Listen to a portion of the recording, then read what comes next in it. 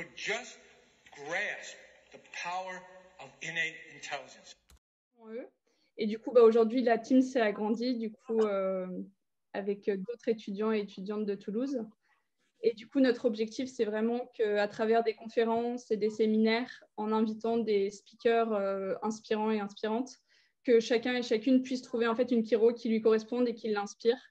Et du coup, aujourd'hui, on va aborder un peu plus le côté du voyage pour ceux qui rêvent de partir soit à vélo, soit en van, soit autrement. On verra. Et du coup, je vais laisser Charlène introduire nos speakers de ce soir. Du coup, ce soir, on a Thomas et Lily de Coco Chiro Salut. avec nous. Thomas, il a été diplômé à l'IFEC de Paris en 2016 et après il est parti faire 2 ans en Allemagne. Et Lily, elle a fait 3 ans à Toulouse, puis à Paris, et elle a été diplômée en 2018. Entre-temps, elle a fait une année sabbatique en Nouvelle-Zélande, et d'où l'amour un peu du voyage, voilà. Ensuite, elle a retrouvé Tom en Allemagne, et elle est repartie en France, et elle s'est installée à Poitiers. Et après l'Allemagne, Thomas l'a rejoint à Poitiers, du coup. Et ça fait maintenant un petit moment qu'ils sont sur les routes à voyager à travers l'Europe. Voilà. On a également Alexandre Chassagne, qui lui a étudié à l'IFEC Toulouse. Et il a été diplômé en 2016. Il a commencé à Ivry pendant 3 ans, puis il a fini à Toulouse à l'inverse de Lily. Il savait déjà qu'il voulait voyager. Mais le vélo, c'est venu après. Il vous expliquera plus en détail tout ça, voilà. Yes. Il a fait un voyage test d'abord de la Normandie à Toulouse en vélo. Puis après, il est allé de la Turquie jusqu'en Allemagne du Nord pendant 9 mois, voilà. Il a traversé quasi l'Europe en vélo. Et à mi-chemin, on va dire, il a décidé de prendre une table, en fait, Chiro, au lieu d'ajuster les gens sur des canapés ou à même le sol. Et il a été vice-président de Quart d'Afrique en 2015. Et depuis, il est à Laval. Voilà, depuis 2018. Laval en et Mayenne. pour finir, on a Pierre Bouraglia, qui a été diplômé à l'IFEC de Paris en 2017. Lui, il avait fait des échanges à Québec et il avait fait aussi Quart d'Afrique. Et d'où la volonté en fait de faire de l'humanitaire et de partir un petit peu faire le tour du monde. Voilà. Du coup, maintenant, on va passer aux questions maintenant que j'ai présenté nos speakers de ce soir. Donc la première question que tout le monde se pose, c'est est-ce que vous pouvez nous dire pourquoi et comment en fait vous est venue l'idée de voyager et pratiquer la chiropraxie pendant vos voyages. Et je vais laisser Thomas et Lily répondre en premier. Tac, tac. Alors, donc salut à tous. Nous, comment ça nous est venu l'idée? C'est vrai que quand on s'est mis ensemble, Tom, il était sur la fin de l'école. Moi, je commençais ma clinique. Et au moment où on s'est mis ensemble, tout de suite, le sujet du voyage nous a rassemblés. Moi, j'avais déjà pas mal voyagé de mon côté. Du coup, je lui ai dit tout de suite, quand je finirai l'école, je partirai en sac à dos, faire un tour du monde, je partirai, c'est sûr, quoi. Voilà. C'est à quoi il m'a répondu. Que moi aussi, ça m'intéressait bien de voyager, ouais. C'était un bon projet et donc on a monté Coco Chiro avec le van, tout ça ensemble. Ouais, voilà, il avait vraiment aussi cette envie de liberté. Toi, tu avais plus envie d'être expat. Ouais. Moi, j'avais envie, ouais, c'est ça, de vivre une expérience à l'étranger après mes études, commencer voilà, dans un cabinet, travailler chez quelqu'un.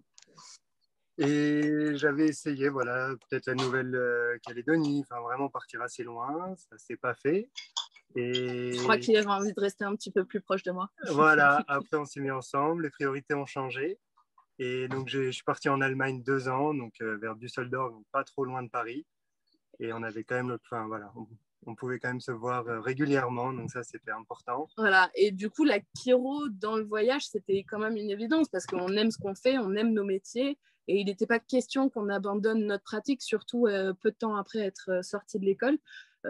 pendant plusieurs mois, voire années, quoi. Donc, c'était une évidence que si on partait en voyage, on partait en faisant aussi de l'Akiro. Et donc, du coup, l'idée de Tom, lui, c'était vraiment d'avoir un van dans lequel on pouvait mettre des tables Kiro. Et donc, on a embarqué notre van, nos petites personnes et nos tables Kiro pour vivre tout ça ensemble sur la route. Voilà, en gros. Avoir une expérience quand même différente, envie de minimalisme et de liberté. Donc, on a réussi à concilier tout ça avec un van et nos tables dans le coffre. Voilà. Maintenant, je vais laisser Alexandre nous répondre à cette question et on reviendra avec Lily et Thomas plus tard.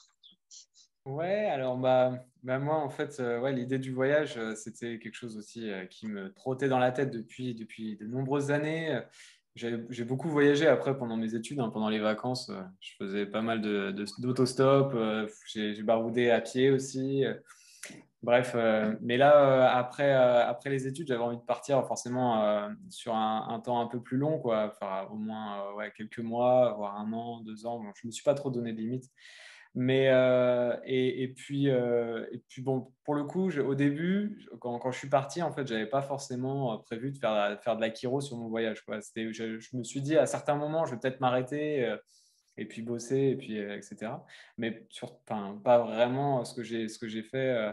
Je le pensais pas dès le départ, quoi. C'est-à-dire avoir une remorque avec une table derrière, en plus de toutes mes affaires. Donc ça, c'est un petit peu venu, on va dire, sur le tas, quoi, pendant mon voyage. Et en ajustant les gens qui m'aidaient sur ma route, quoi, j'ai quand même, je me suis pas mal fait aider, fait héberger par des gens. Et les gens essayaient de... Comme j'étais tout seul, ça facilite aussi le contact. Donc il y a beaucoup de gens qui venaient vers moi. Et puis au bout d'un moment, j'ai dit, bon, faut que je puisse rendre l'appareil, on va dire, d'une manière plus que correcte. Donc, c'est pour ça que je me suis mis en tête d'avoir une remorque et une table de Kiro dessus qui puisse passer sur la remorque, parce que c'est pas forcément évident. Et donc, ça s'est fait comme ça, petit à petit. Voilà. Maintenant, Pierre, pour la dernière réponse à cette question. Et du coup, moi, j'avais assisté à des conférences faites par Adèle et Joanne Montserrat, Joanne Kiro sur Facebook, sur la Kiro à l'étranger, donc entre autres en Côte d'Ivoire et au Vietnam. Et voilà, ça m'a donné un peu des petites étoiles dans les yeux, comme là, une conférence sur les voyages, ça peut vous donner des pépites dans les yeux. Et je m'étais dit, ça doit être génial de faire un remplacement à l'étranger ou de faire de l'Akiro à l'étranger, de voir d'autres façons de répondre à l'Akiro, d'autres cultures, d'autres sensibilités, etc. Et après, il y a eu Cœur d'Afrique. Et donc, l'humanitaire, ça m'a vraiment, vraiment, vraiment touché. Le fait comment dire, ça nous apporte encore plus que ce qu'on donne presque. Et de découvrir plein de choses, de pouvoir aider les autres grâce à nos mains. Et puis, j'avais fait des voyages où j'avais déjà parlé de Kiro, dormi chez l'habitant, et je m'étais dit, pourquoi pas, au cours des conversations, je me suis dit, pourquoi pas, en fait, voyager tout simplement grâce à nos mains et être totalement libre, d'échanger, de ne pas faire de l'Akiro contre de l'argent. De toute façon, quand on est étudiant, normalement, on n'est pas fixé là-dessus, c'est plutôt faire de l'Akiro pour faire de l'Akiro, mais justement de ne pas avoir besoin d'argent, d'être totalement libre, de ne pas avoir de frontières, etc. De pouvoir aller au gré du vent. Et donc, pendant la fin des études, j'ai pensé à ça et puis c'est venu très, très vite. Et je me suis dit, pourquoi pas partir avec ma table sur le dos pour faire de l'Akiro, découvrir la culture, découvrir les gens, les différentes cultures et faire monter les montagnes, aller voir les temples, faire ceci, cela, découvrir aussi le pays. Et il a quoi de mieux que sa profession pour échanger avec les autres et les rencontrer. Donc voilà, je suis parti avec ma table sur le dos en pensant partir 1 an et ça a duré 2 ans. En fait, au final, vous avez quasiment tous les mêmes débuts d'idées. En fait, ça émerge tous de vraiment cet amour du voyage et de la Kiro, c'est génial.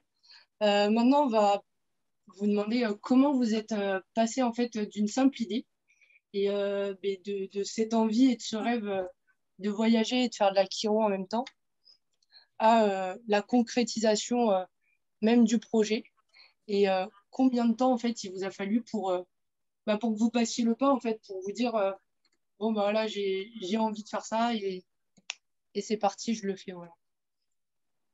On va commencer avec Pierre du coup. Du coup, moi, ça va pas prendre trop de temps, ça, parce que ça a été assez rapide. Sur la fin de la clinique, je commençais sérieusement à y penser. Enfin, sur la fin de la clinique, une fois tout rendu, juste pendant les compagnonnages. Et j'ai fait un remplacement juste après au Désigné-le-Pec qui a duré 1 mois et demi. Et pendant ce remplacement, enfin, j'ai un peu discuté avec le chiro, avec les amis, etc. Et je me suis dit, mais c'est trop bête de s'installer directement. Je ne vais pas m'enfermer tout de suite. Il faut que je vois ce qui se passe ailleurs. Il faut que je profite après 6 ans d'études. Et du coup, bah, ça s'est fait. C'est ce qui a été surtout compliqué, c'est de choisir la première destination. Et après, bah, j'ai acheté le premier billet et c'est parti. Et du coup, voilà. Avec juste une idée du chemin à peu près que je voulais parcourir. Et j'ai toujours acheté les billets d'un pays à l'autre au fur et à mesure. Comme ça, j'avais toute la liberté que je voulais. Donc, ça a été très rapide. Et du coup, c'était quoi ta première destination? C'était le Sri Lanka. Après, bien sûr, j'ai quand même regardé un peu les histoires d'assurance. Voilà, je suis allé sur le Tour du Mondiste pour voir comment ça se passe, les Tours du Monde niveau assurance aussi pour la santé, etc. Mais ça a été hyper rapide. Parfois, il ne faut pas trop réfléchir, il faut se lancer. Ouais, très, très spontané du coup.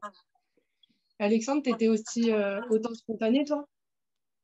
C'est un peu plus compliqué d'être spontané, d'être dans la spontanéité avec. Enfin, j'avais pas le vélo, j'avais pas tout le matos qu'il fallait pour voyager à vélo. Hein. Concrètement, je l'avais jamais fait. C'était une idée qui m'est venue vraiment, on va dire, au pareil, hein, sur la fin de ma clinique. Je sais pas, j'ai dû finir ouais, c'est vraiment le dernier mois. Et je savais que j'allais voyager, mais je savais pas comment, je savais pas exactement comment. Et puis le vélo, en fait, ça m'a apparu comme une évidence. Voilà, j'avais voyagé un peu à pied, un petit peu en voiture, un petit peu. J'avais envie de tester ce mode de transport depuis longtemps, en fait. Hein. C'est quelque chose qui m'intéressait, on va dire. Et donc, je me suis mis en tête de faire ça. Alors, à partir du moment où je me suis mis en tête, ça a mis à peu près 3 mois pour acheter, pour trouver un vélo, l'acheter, me renseigner, hein, parce que je m'y connaissais vraiment que dalle au niveau vélo, au niveau matos, etc. Je ne connaissais rien, quoi. Donc, je faisais un peu de vélo, voilà, vite fait pour aller à l'IFEC, mais ça, j'avais un vélo pourri, en fait, même pas ma taille, que j'avais payé 50 balles sur le bon coin. C'est pour dire, quoi. Et en fait, je me suis retrouvé à geeker comme un fou pour le matos, quoi. Tous les soirs, je passais 3-4 heures pour savoir exactement le matériel qu'il me fallait, etc. Et comme ça, de fil en aiguille, j'ai acheté le matériel, à savoir. Après, j'avais quand même pas mal de matos de camping, hein, parce que bon, j'ai été chef scout, etc. Donc, j'avais pas mal de matos de camping de base. Et en fait, c'était surtout le vélo, le plus gros investissement, on va dire, parce que le vélo m'a coûté 1 000 euros. Et encore, c'est pas cher pour un vélo de voyage avec les sacoches. Et après, il fallait encore, je sais pas, 300 euros, je pense, de matériel. J'ai acheté des petits panneaux solaires pour pouvoir recharger voilà, un petit peu mon téléphone quoi, sur les campings sauvages, des trucs comme ça. Et voilà, 2-3 bricoles comme ça. Donc, ça m'a pris en gros 3 mois pour réunir tous ces effets-là et partir faire mon voyage test de Normandie jusqu'à Toulouse à ce moment-là. Et voilà. Trop bien. Ouais, tu m'étonnes que faire l'appartement jusqu'à l'IFEC, qui est Normandie-IFEC, déjà, ça doit piquer un peu. Et après, te lancer comme ça, tour de l'Europe, tu dois avoir des bons mollets et des bonnes cuisses maintenant. Ouais, bah, ouais. Bah, maintenant, je continue à faire du vélo très régulièrement. Donc ouais. C'est une passion. Ouais. Et tu parlais de camping sauvage, tu faisais principalement, comment dire, tu faisais principalement ça ou ça t'arrivait de dormir chez des gens ou dans des hôtels ou autre? Alors, j'ai dormi, on va dire, allez, à 60-65% chez l'habitant, en fait, via couchsurfing, warm shower, les choses comme ça. Et j'ai fait à peu près 20% de camping sauvage et le reste, c'était des auberges de jeunesse, quoi. Ok, ouais, stylé. Mm. Et du coup, bon, je vais pas vous demander où vous avez dormi, Lily et Thomas, c'est un peu évident. Mais, et puis on sait que la création de votre van a dû durer un peu de temps et je vais vous laisser nous expliquer ça du coup. Et ouais, alors pour nous, pareil, ça n'a pas été non plus spontané, ça a pris quand même pas mal de temps. Donc on est parti quand même du principe que c'était intéressant de se faire un bagage Tiro avant de partir. Donc quelques années pour aussi mettre des sous de côté pour acheter le véhicule, l'aménager, tous les frais à prévoir sur la route, l'essence, il y avait quand même pas mal à faire. Et puis surtout, il fallait qu'ils m'attendent parce qu'on n'était pas en même année d'école. Moi, j'ai dû faire toute ma clinique et pendant ce temps, du coup, Tom bossait déjà en tant que chiro. Ouais. Donc il y avait un petit décalage sur ça. Et puis on partait du principe que c'était important quand même de se faire d'être à l'aise et de prendre confiance en pratiquant chez quelqu'un. Donc ça a été une bonne expérience. Et donc nous, ça s'est fait en plusieurs temps. Donc voilà, travailler pour mettre de côté des sous. Tom a bossé 2 ans en Allemagne, moi quelques mois à Poitiers, quasiment un an à Poitiers. Un an, ouais, à Poitiers. Ouais, voilà. Après, moi, j'ai rejoint Lily sur Poitiers. Et à partir de là, c'est là où on a fait les démarches pour trouver le van, donc sur Le Bon Coin, à vraiment checker tous les jours, toutes les heures presque, s'il y avait quelque chose qui nous correspondait, éplucher Internet, les forums, enfin pareil, se renseigner à fond. Une fois que Lily elle a fini le boulot, on est parti sur Marseille pour l'aménagement du van, grâce à son frère qui est menuisier. Donc, il nous a donné une aide vraiment précieuse. Ça, c'était un grand cadeau. Ça a permis d'avoir le van qu'on a maintenant. On se sent vraiment bien, notre petite maison roulante. Donc, c'était super. Ouais. Et ce qu'il ne dit pas, c'est que du coup, en amont, il y a eu, comme Alex, une grosse phase de préparation. Tu parlais des forums, mais en fait, c'était vraiment se renseigner sur absolument tout parce qu'on n'a pas du tout de base de mécanique, de quoi que ce soit. Faire des travaux. De faire des travaux. On partait de zéro. Ouais, on a tenu une perceuse dans nos mains, limite pour la première fois de notre vie, quoi. Et si, on avait monté des meubles Ikea, c'était pas mal, quoi. Voilà. Et du coup, on partait vraiment de zéro. Donc, nous, ça nous a pris quasiment 3 ans. Ça faisait longtemps qu'on réfléchissait à ça. Moi, j'avais même créé un site internet en me disant que... Lily, elle connaissait tout. Lily, elle connaissait... On pensait partir au niveau de notre itinéraire jusqu'en Asie centrale, voire plus loin. Du coup, on s'était posé la question, est-ce qu'on fait des sponsorings? On essaye de consulter avec des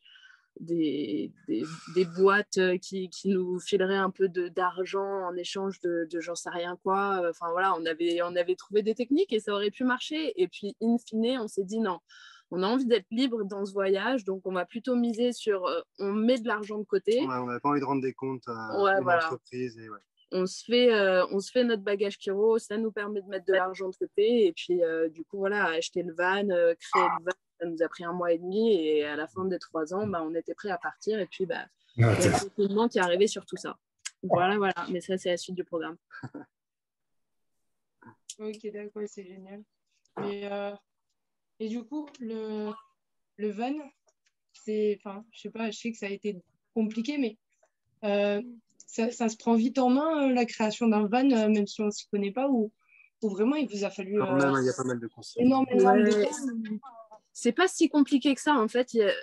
Le plus difficile, c'est de passer le pas et de prendre des décisions et de se dire, allez, c'est parti, on y va. Et même si on s'en sent peut-être pas forcément capable, on va réussir et ça va bien se passer. Et puis à la fin, c'est sûr, il n'est pas parfait, mais au moins il nous ressemble. Et voilà. Et après, nous, c'est sûr qu'on a eu la chance d'avoir mon frère qui avait déjà vécu dans un van, qui est menuisier, charpentier en aménagement d'intérieur. Ouais. Et donc, du coup, il avait les réponses que nous, on n'avait pas forcément. Donc ça, à ce niveau-là, ça se prend vite en main. Mais après, ne serait-ce que choisir un véhicule, nous, on a décidé de choisir un véhicule qui avait 35 ans. c'était un risque. On a eu plusieurs échos de personnes qui nous disaient, mais vous êtes sûr de ce que vous faites là? Vous voulez faire un tour d'Europe, du monde, vous savez pas encore jusqu'où on irait. Et voilà, avec un véhicule de 35 ans. Donc voilà, c'était peut-être ça au niveau de la prise en main qui était le plus difficile. Puis il fait 7 mètres de long, donc voilà, au niveau de la conduite, ça s'apprend. Mais en soi, rien n'est infaisable. Quand on a l'envie, ouais, ça se fait. Vous allez le voir, quel que soit votre projet, que ce soit du voyage ou pas du voyage, tout est faisable. Et en fait, nous, on a aussi mis plein de temps à y réfléchir. On va dire qu'on a ancré ça dans la matière, on a appelé l'univers pour que voilà, il nous aide bien à faire tout ça. Et ça s'est vraiment passé comme ça, en fait. On a eu tout ce qu'on espérait avoir tout le long du voyage, quoi. Ça a vraiment été génial, ça s'est de A à déroulé Z. step by step, mais ouais, nickel. Voilà. Ouais, stylé. Et du coup, toi, Pierre, au niveau de l'hébergement, parce que toi, tu étais carrément autour du monde, t'as fait comment? Alors, déjà, je voulais juste revenir, j'ai quand même préparé un minimum, j'ai regardé un peu le prix des billets, comment j'allais faire pour aller d'une zone à l'autre, l'assurance ASC, etc. Et après, pour l'hébergement, je parlais, en fait, c'est surtout oser parler en fait, aux gens. J'aurais pas fait 90% de ce que je fais si je parlais pas un peu à tout le monde.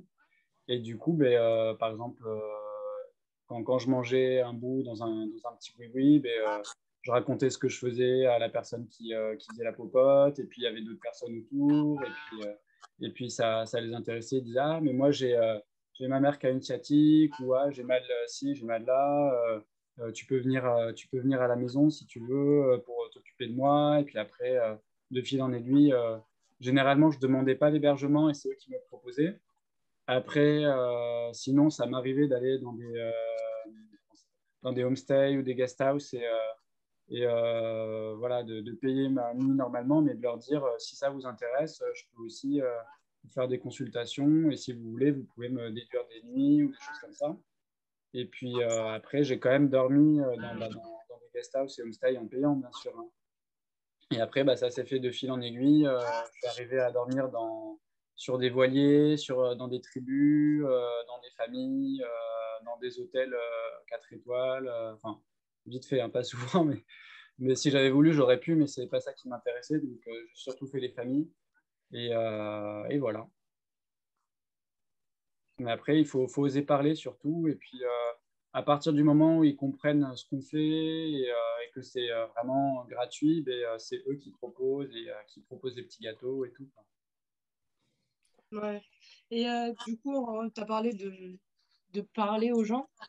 Est-ce que comment dire, la langue, ça n'a pas été des barrières des fois pour vous, des accents que c'est compliqué à comprendre, ou même des endroits où les gens ne parlent pas du tout anglais ou autre, et que voilà, il y avait des problèmes de communication, où la communication a toujours été assez fluide? On ne peut pas dire que ce soit fluide tout le temps, mais en revanche, on est quand même dans un monde de la mondialisation. Nous, particulièrement en Europe, je pense qu'Alex sera d'accord avec nous. En Europe, globalement, tout le monde parle anglais. À la limite, en Turquie, c'était un peu plus chaud, mais t'arrives. Mais t'arrives quand même avec les mains, avec Ouais. même dans les téléphones, les traducteurs, t'arrives quand même à te faire comprendre. Et puis, ce qui est drôle, c'est que la barrière de la langue, c'est quand même quelque chose que nous, qui avons d'autres langues dans notre bagage, nous mettons comme limite, en fait. Mais le nombre de fois où on s'est retrouvés, genre en Pologne, avec des mecs qui parlent pas un mot d'anglais, pas un mot de français, nous, on parle pas un mot de polonais, puis en fait, pendant une demi-heure, tu vas parler, tu comprends pas ce qu'il te dit, mais tu parles quand même, quoi. C'est des situations marrantes. Tom, il a réparé un scooter en Bulgarie avec un mec qui comprenait rien, quoi. Français, lui bulgare, et on a réussi, il est reparti avec son scoot. Voilà. Tom n'avait jamais fait de mécanique, quoi. La langue, ouais. Non, tu te débrouilles, il n'y a pas vraiment de barrière, en fait. Enfin, les sourires et les visages, même en période de corona, et encore plus en période de corona à l'étranger, où au final, les gens, ils portent pas forcément le masque à l'étranger. Ouais, non, t'arrives à communiquer sans souci. Ouais.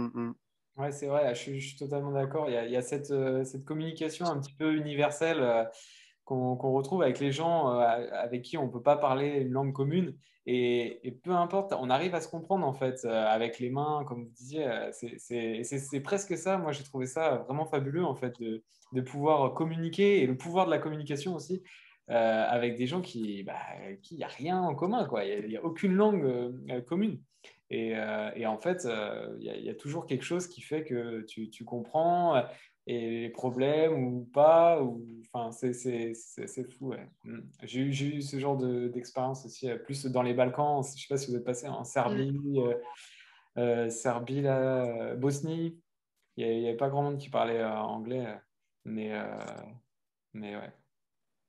Mais Alex, tu es bien placé pour le savoir, mais la musique, c'est international et Ouais. justement, bah, les mains, ça l'est aussi un petit peu. Donc, pareil, on arrive à se faire comprendre avec les mains parce que pour le coup, moi, j'ai eu beaucoup, beaucoup de langues différentes, surtout quand j'étais en Asie. Et pour le coup, quand ça parlait anglais, tant mieux, mais ça arrive assez souvent qu'il y ait une personne qui parle anglais autour de moi, mais sinon, les autres ne parlent pas du tout anglais. Et du coup, bah, c'est vraiment les mains qui permettaient de montrer se retourner ou de montrer le fou, le truc, le dos.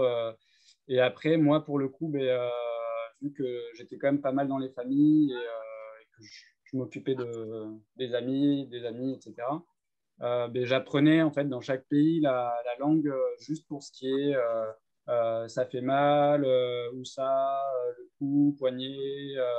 Inspirer, expirer, enfin tout ça, tout le dialogue un peu pour faire une consulte. Et puis, dans certains endroits où ça parlait vraiment pas, il y avait une personne qui traduisait pour moi. Par exemple, quand j'étais dans un monastère de moines au Népal, il y avait une personne qui était là pour traduire avec moi, ou quand j'étais dans un petit village au Cambodge, en village flottant, il y avait un prof d'anglais du village qui traduisait avec moi, etc. Donc parfois, c'est quand même vachement plus simple, mais on arrive à se faire comprendre. Et moi, c'est là où la table, elle m'a été utile, c'est surtout pour ça, en fait. C'est pour permettre de faire comprendre l'idée, en fait, aux personnes. Parce que quand on va vers d'autres personnes et qu'on ne parle pas la langue, on ne va pas forcément leur faire comprendre qu'on peut s'occuper d'eux, etc., avec nos mains. Là où avec la table, ils comprennent qu'il y a un contexte un peu santé et tout de suite, ils ont plus confiance et ils sont plus, ouais, ils sont pas plus intéressés. Souvent, vous avez dû avoir la même expérience, mais souvent, ils sont assez réticents. Et dès qu'il y en a un qui ne s'est pas ajusté, il dit deux, trois mots aux autres et ils veulent tous passer sur la table. Ouais, c'est clair. Ouais. Ça officialise beaucoup les choses, la table, ouais. Et nous, on a eu la chance d'être deux. Donc, on arrivait à un spot, on peut mettre la table. Lily me fait une séance ou je lui fais une séance. Forcément, les gens autour, ça les interpelle. Ils regardent, ils viennent, ils s'approchent, ils posent des questions. Et à partir de là, ouais, ça se fait. Ouais, d'être à deux, ça fait un plus. Ça donne envie en vrai. Ouais, c'est cool. Et puis ça faut le vivre. Ouais, tellement de situations, tellement d'expériences, c'est top. Et maintenant, je vais rebondir avec tout ça, là, les aspects sur vos craintes, en fait. Et aussi comment dire, de comment, en fait, vos espérances, en fait, lors de la conception de votre voyage et vos craintes, en fait, que vous étiez en mode, je sais pas, oh, je vais aller dans ce pays, c'est peut-être la guerre ou je sais pas, il y a peut-être ci ou ça.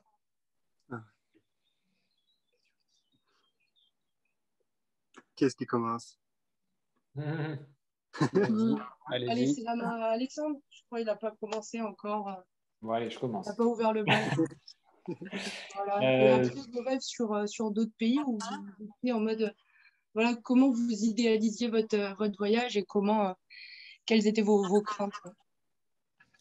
Ouais, moi, j'avais pas trop d'espérance ni de crainte. Je me laissais porter. L'idée, c'était vraiment la liberté et puis de me laisser porter un petit peu au gré du vent. Là où je me suis dit, enfin, où les gens, en fait, avaient plus peur que moi, finalement, parce que c'est à partir de la Turquie, quand tu dis que tu vas en Turquie, en Iran. Bon, ouais, à la base, je voulais passer au Pakistan en plus. Mais et enfin, j'ai rencontré plein de voyageurs à vélo, plein de voyageurs même autres qui étaient passés dans ces pays-là et le son de cloche était tellement différent quoi. rien que enfin, l'Iran. Donc, je ne sais pas si... Vous y êtes passé, Lily et Thomas, en Iran? Non, c'était fermé. Non, non, ça va être jusqu'en Ah, Turquie. et du coup, mais l'Iran, enfin, tout le monde en dit du bien, quoi. Les gens ont l'air ouf, quoi, alors que c'est un État quand même, enfin, c'est un État chaud, quoi. C'est un État religieux, enfin, c'est... Et pareil pour la Turquie aussi. Enfin, on m'a dit, il y a des Français qui étaient là, mais tu vas en Turquie, t'es fou et tout.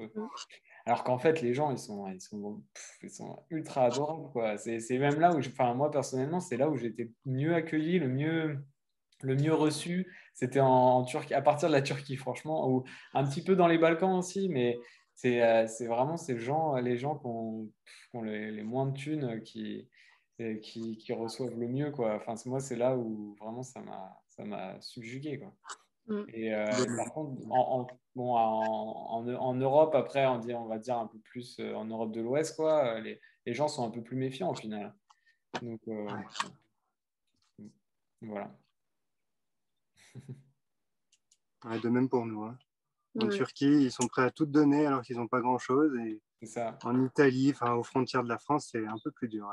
Ouais. C'est fou. C'est d'ailleurs en Turquie, au final, qu'on a passé le plus de temps, quoi. On y a passé 3 mois sur l'année, en fait. Donc, ouais, un quart de notre voyage s'est fait en Turquie. Et nous, pareil, on n'avait pas spécialement de crainte. Moi aussi, j'avais fait quart d'Afrique. J'ai fait quart d'Afrique l'année où il y a eu des attentats contre l'ambassade de France et contre l'Institut français. On était en plein au Burkina à ce moment-là en mission humanitaire. Et moi, j'avais fini ma clinique à ce moment-là. Et du coup, j'avais décidé de rester 15 jours de plus toute seule en sac à dos. Et ça ne m'a pas posé de problème à ce moment-là. Donc, on ne peut pas dire que les craintes, on les ait vraiment. Parce qu'en fait, peut-être qu'il peut se passer des choses dans des pays. Ça ne veut pas dire que pour autant, toi, en tant que touriste, tu vas risquer quelque chose dans ces pays-là. Alors après, il ne faut pas être con et il ne faut pas non plus se mettre en danger non plus, mais il faut être insouciant, pas inconscient, mais insouciant. Et du coup, ouais, non, on n'a pas eu de crainte non plus spécialement. Les craintes, c'est ça a plus été l'entourage, la famille qui était là à se poser des questions. Vous allez dormir où dans la forêt, tout seul, et s'il y a un fou, enfin voilà, tous ces préjugés. Mais ce qui est intéressant aussi, c'est que quand il y a des craintes quelque part qui sont livrées par quelqu'un et il y aura toujours quelqu'un par derrière pour te dire mais en fait ça va être trop génial ce que vous allez faire et si le véhicule il tombe en panne et par derrière il y aura quelqu'un pour te redonner la patate, que ce soit Tom ou que ce soit quelqu'un d'autre et qui te dira mais en fait tu peux aussi avoir un véhicule qui va tenir le million de kilomètres et voilà, donc te fais pas de soucis, no plan is good plan et carpe diem, quoi. Ouais. Tu verras bien. Voilà. Moi, je vous rejoins sur tout ce que vous avez dit là. J'aurais pas dit mieux, mais c'est vrai qu'on souvent on est le mieux accueilli aux endroits où les gens ont le moins l'habitude de voir des étrangers et justement où aussi, enfin, vis-à-vis de la chiro, ils ont le moins accès à la chiro. Et puis moi, mes craintes, c'était surtout de me blesser ou voilà, les vols ou plutôt la santé que l'argent ou quoi que ce soit. Et puis voilà, et après les espérances, j'espérais plein de choses et par rapport à la question, mais non, ça ressemble jamais à ce qu'on s'imagine et en plus c'était encore mieux et voilà, ça a duré 2 ans au lieu d'1 an et c'est vrai que le moins on met d'espérance, le plus il se passe de choses et puis le plus peut y avoir de surprises quand on prévoit rien et voilà. C'est clair. C'est clair. Et que c'est souvent dans les moments difficiles qu'il se passe les plus belles choses. C'est ça. En plus. C'est ça. Encore plus quand on est deux, j'imagine. Ouais, mais c'est vrai que les plus belles anecdotes de voyage, généralement, ça a été sur les moments où il y avait des coups de mou. Je crois qu'on en reparle après dans les questions. Ouais, on a un peu préparé le truc. Mais ouais, effectivement, c'est dans les moments les plus compliqués où il se passe des choses juste incroyables, quoi. Parce que, on est Kiro, on prend l'univers et il vient toujours à nous au bon moment, quoi. C'est vrai, ouais. Et justement, on va y rentrer dans le vif du sujet de comment s'est passé réellement votre voyage, si ça s'est passé réellement, enfin exactement comme ce que vous aviez rêvé, ou si votre aventure, en fait, elle a été complètement différente et que bah voilà, vous étiez axé sur faire que de l'akiro et au final, vous en avez fait moins que prévu, ou si vous avez fait autant de kiro que ce que vous rêviez. Et, et après, si vous avez justement réussi à concilier ces deux choses et à pas trop vous perdre dans plus le côté voyage ou plus le côté kiro. Et je vais laisser Pierre répondre en premier. Du coup, je vais essayer de ne pas aller trop, enfin, de ne pas prendre trop de temps. Mais côté Espérance, voilà, je voulais faire des remplacements, mais j'ai réussi à faire 3 remplacements à Medellín, en Côte d'Ivoire et au Vietnam. Je voulais faire de l'humanitaire, j'en ai fait plein. Je voulais faire de l'akiro en échange, de rencontrer les gens grâce à ça, de ne pas passer par l'argent, etc. Et j'ai réussi, enfin quasiment. Et voilà, j'avais un budget pour 1 an, mais ça a tenu 2 ans. Et l'excuse de c'est l'argent qui détermine où on ne peut pas partir parce qu'on n'a pas d'argent, etc. Mais ça coûte moins cher de partir que de rester sur place. Il faut juste économiser un petit peu. Et justement, grâce à l'Akiro, on peut ne presque pas avoir besoin d'argent. Donc là-dessus, ça a été par-dessus mes espérances. Et quoi d'autre? Après, les anecdotes, j'en ai des centaines. Après, voilà, que ce soit d'avoir ajusté sur un bateau avec les baleines qui passent et le coucher de soleil à Tahiti, ou dans une tribu, ou dans des tribus, dans des familles, dans le monastère de moines, dans plein de contextes différents, sur le petit bateau entre la Thaïlande et le Cambodge. Il y en a plein, plein, plein, et dans les galères aussi, dans les expériences, les rencontres aussi, c'est surtout les rencontres aussi, le voyage. Et puis, il n'y a pas besoin de voyager pour ça non plus. Et après, je me perds un peu dans la question, je ne sais plus trop, mais voilà, j'ai été plus que satisfait. Et puis, c'est surtout le fait que justement, ça ne se passe pas exactement comme on veut. Je n'ai pas fait exactement le trajet que je voulais, de pouvoir aller au gré du vent. On rencontre une personne qui nous parle de ceci, cela, et on va aller vers ceci, cela, ou on se sent bien sur place, finalement, on va rester beaucoup plus longtemps que prévu. Voilà, carpe diem, comme tu dis, Lily. Et tu parles de trajet. Et du coup, toi, c'était quoi ton trajet au final? T'as visité quel pays et t'as fait dans quel pays? On va peut-être pas tous les citer parce que je pense qu'il y en a beaucoup, mais ceux dans lesquels tu es vraiment resté ou qui t'ont le plus marqué. Moi, j'avais pas visé autant de pays, mais j'en ai fait 21. Et après, justement, petit à petit, peut-être que la sagesse commence à venir, mais au début, je prenais un peu moins de temps par pays, et petit à petit, peut-être la fatigue aussi, je me posais beaucoup plus dans chaque pays. Et surtout, parce que ça permet de voir le pays plus profondément, de rester ancré, de se poser un peu, d'avoir des belles relations, etc. Et après, les pays où je suis resté le plus longtemps, c'était, je pense, le Pérou et la Colombie, où je suis resté je sais plus, 1 mois et demi et 4 mois, je crois. 4 mois et demi, parce qu'après, j'avais le remplacement en Colombie, mais comment dire, ça m'a vraiment beaucoup marqué, la Colombie. J'avais de la famille là-bas aussi. Et puis, le fait de vivre là-bas, déjà, il faut aller en Colombie, mais le fait de vivre là-bas, de travailler, d'avoir l'impression que c'est chez soi, etc. D'avoir cette expérience quelque part dans le monde, en tout cas, c'est vraiment top. Et voilà, de prendre le temps, j'ai trouvé ça vachement intéressant. Et je sais plus ce que c'était le reste de la question. C'était ça, tes espérances. Non, c'était de comment s'était passé ton voyage. Ouais. Voilà, si c'était ce que tu avais espéré ou pas. Juste pour revenir sur une partie, c'est vrai que je m'imaginais faire énormément de kiro tout le temps. Et c'est vrai que ça va et ça vient, parce qu'au début, je faisais que de l'akiro, je faisais beaucoup moins de pays en soi, de découvertes, etc. Et c'est vrai que à force de donner gratuitement aussi, même si c'est pas gratuit, c'est un échange. ça fatigue beaucoup. Et quart d'Afrique, ça dure 2 semaines. Mais là, quand c'est pendant des mois, ça fatigue beaucoup. Et du coup, il y avait des petits moments où voilà, je profitais un peu plus, où voilà, j'allais surfer, j'allais faire des treks, des trucs comme ça. Et puis de temps en temps, je me prenais des petites claques et je me disais, faut que je fasse un peu plus de chiro. Et c'était plus au feeling voilà, des opportunités, de ce qui se présentait. Et puis voilà, une fois qu'on s'est bien reposé, donner un peu plus.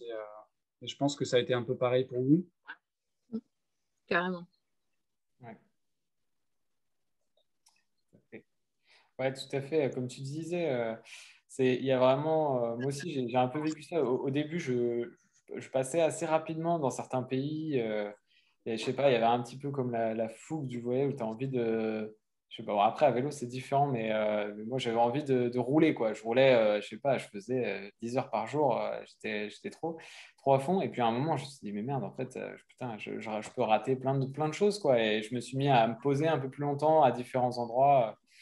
Et ça, c'est vrai que je m'en suis aperçu pendant le voyage. Après, je n'avais pas forcément d'espérance particulière, si ce n'est de vivre vraiment le voyage et la liberté voilà, sans contrainte du tout. Et puis, par contre, concernant le projet où j'ai porté une table derrière mon vélo, j'avais des attentes un petit peu. Je voulais vraiment travailler avec des associations, notamment. Bon, je l'ai fait en Grèce, notamment. C'est là où j'ai été le plus actif au final, puisque j'ai travaillé pas mal avec les Syriens qui étaient réfugiés à ce moment-là. Donc, je me suis rendu sur l'île de Lesbos, où il y a encore d'ailleurs en ce moment même le camp de Moria. Je ne sais pas si vous avez entendu parler, mais c'est un endroit où je suis allé et j'ai ajusté des gens là-bas. Et c'est la cata, quoi, parce qu'il y a beaucoup trop de monde et ça devient l'enfer. Mais on ferme la parenthèse. C'est vrai qu'après la Grèce, en Turquie, j'ai fait beaucoup moins de chiro. J'en ai fait, mais plus chez les gens. J'ai pas réussi à me rapprocher trop d'associations. Et après, quand je suis revenu dans le reste de l'Europe de l'Est, c'est pareil. C'était vraiment au cas par cas, plus chez les gens. Et je m'imaginais à la base que j'allais pouvoir en faire plus.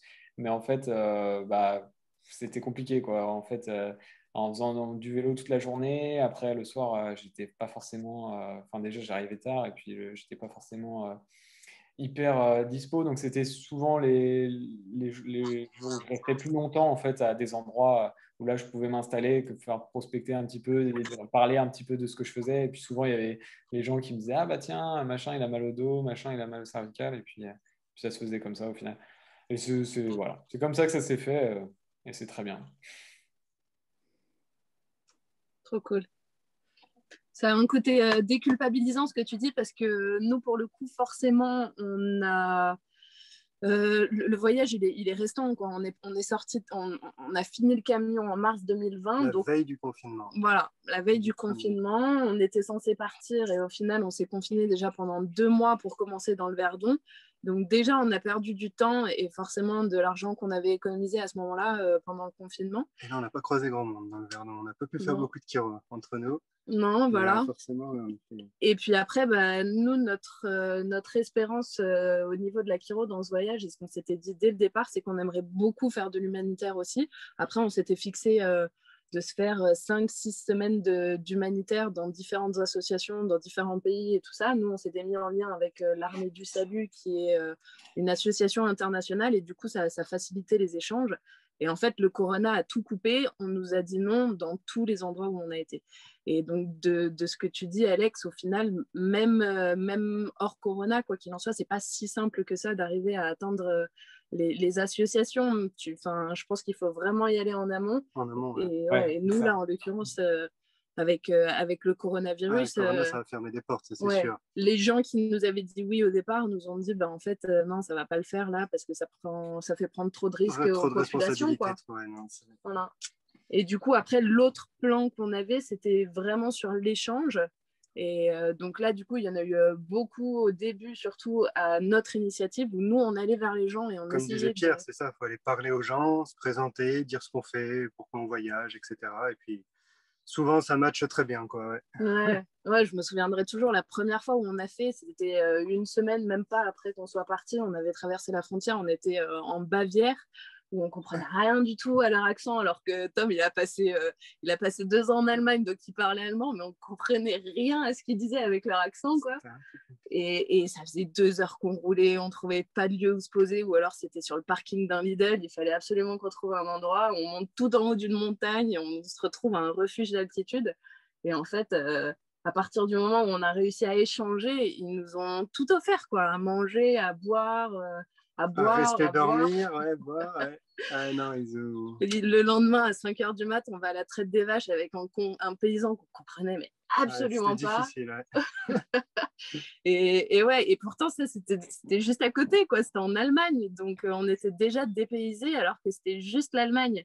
Mais voilà, et donc ça, c'était beaucoup à notre initiative. Après, quand on rencontrait des locaux, ils te donnent tout direct. Donc du coup, là, tu as envie de remercier, et ton meilleur moyen de remercier en voyage, c'est tes mains.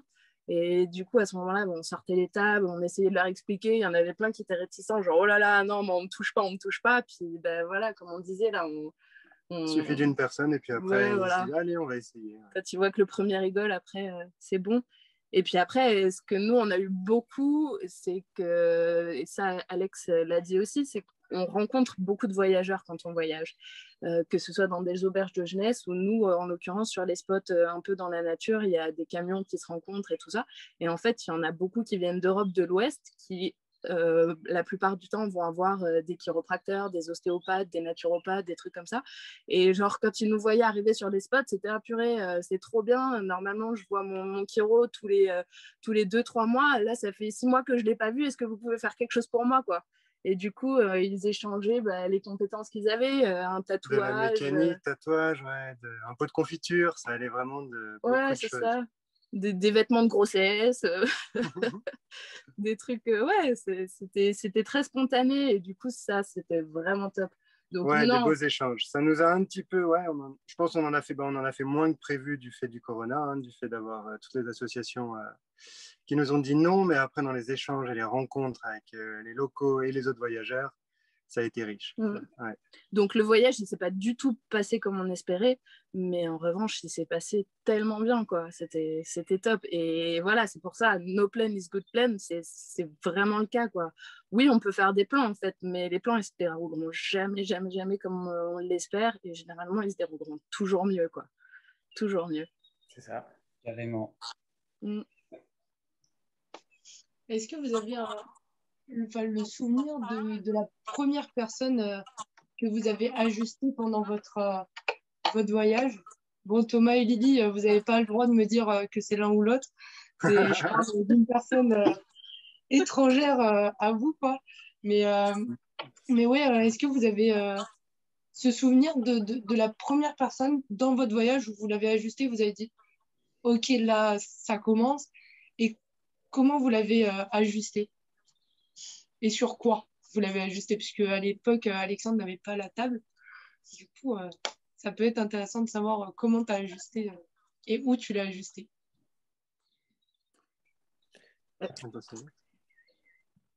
Vas-y. Vas-y, Alex. Oui, je commence.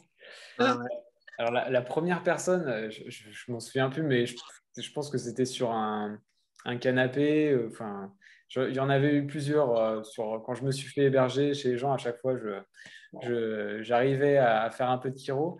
Mais c'est pas ce souvenir qui m'a le plus marqué, on va dire. Pour moi, quand j'ai vraiment lancé mon truc avec ma table, etc., c'était vraiment quand je suis arrivé en Grèce et que j'ai commencé à travailler avec les associations dont je parlais tout à l'heure, et notamment avec les réfugiés syriens. Et là, on m'a emmené dans les endroits où il y avait des familles syriennes qui étaient logées quand même par le gouvernement grec, ce qui est pas mal. Et j'avais un traducteur, et en fait, c'était fou, quoi. Là, j'étais vraiment dans le truc que je m'imaginais. Et donc là, je voyais, il y avait une dame qui avait voilà, une grosse sciatique, et puis tu arrives, elle parlait pas un pet d'anglais, mais il y avait le traducteur, et puis tu l'as juste sur la table, et puis voilà. Et puis après, j'allais comme ça de différents logements en logement dans la périphérie de Thessalonique. Et ouais, c'est vraiment ce souvenir qui m'a marqué. Et voilà. Après, les autres personnes, je n'aurais pas de souvenir particulier, mais il y en a eu plusieurs. Ouais.